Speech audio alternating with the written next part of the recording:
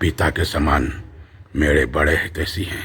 हे तात, मैं हाथ जोड़कर आपसे विनती करता हूँ कि आप सब प्रकार से वही कर्तव्य है जिसमें पिताजी हम लोगों के सोच में दुखी न हो। रघुनाथ जी और सुमंत जी का संवाद सुनकर निषाद राज कुटुंबियों सहित व्याकुल हो गया। फिर लक्ष्मण जी ने कुछ बात कही। प्रभु श्री रामचंद्र जी ने उन्हें अनुचित जानकर रोका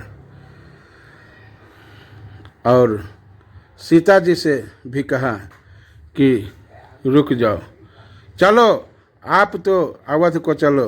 लेकिन सीता जी ने कहा कि बिनु रघुपति पद पदों पर आगा, मोहि के स्वप्न हो सुखद न लागा। श्री रघुनाथ जी के चरण कमलों की रज के बिना मुझे स्वप्न में भी सुखदायक नहीं लगते अवधिया।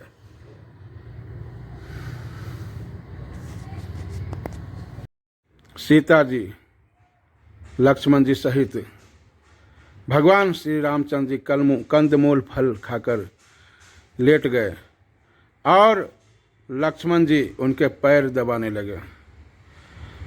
उठे लखन प्रभु सोवत जानी, कही सचिव हे सोवन मृदुबानी।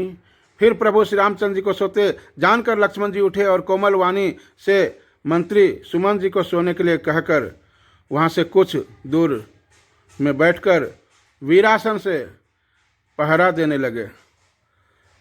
प्रभु को जमीन पर सोते देखकर प्रेमवश निषाद राज के हृदय में विषाद हो गया।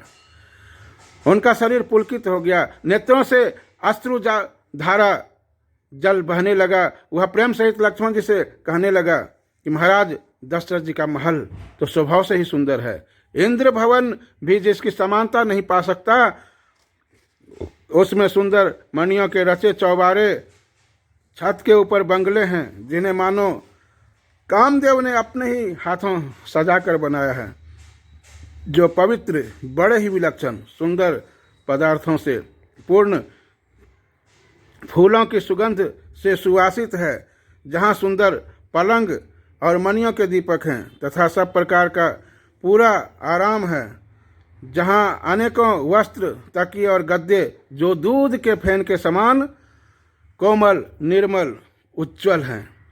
वहाँ श्री सीता जी और श्री रामचंद्र जी को रात में सोया करते थे। और आज देखो, वही श्री राम जी आज सीता जी के सहित घास फूस की साथरी पर थके हुए बिना वस्त्र के ही सोए हैं। ऐसी दशा देखा नहीं जाता। माता पिता, कुटुंब, पूर्ववासी, मित्र, अच्छे शील स्वभाव के दास दासियां, सब जिनके अपने प्राणों की तरह सार संभार करते थे, वही प्रभु श्री रामचंद्र जी आज पृथ्वी पर सो रहे हैं। पिता जिनके जनक जी हैं, जिनका स्वभाव, जिनका प्रभाव जगत में प्रसिद्ध है, जिनके ससुर इंद्र के मित्र रघुराज दशरथ जी हैं और पति श्री रामचंद्र जी हैं, वही जानकी जी आज जमीन पर सो रही हैं। विधाता किसको प्रतिकूल नहीं होता। सीता और श्री रामचंद्र जी के क्या वन के योग्य हैं? लोग सच कहते हैं, कर्म ही प्रधान है। सिय रघुबीर की कानन जोगु, कर्म प्रधान सत्य कह लोगु। कैकेयी ने बड़े ही कुटिलता की।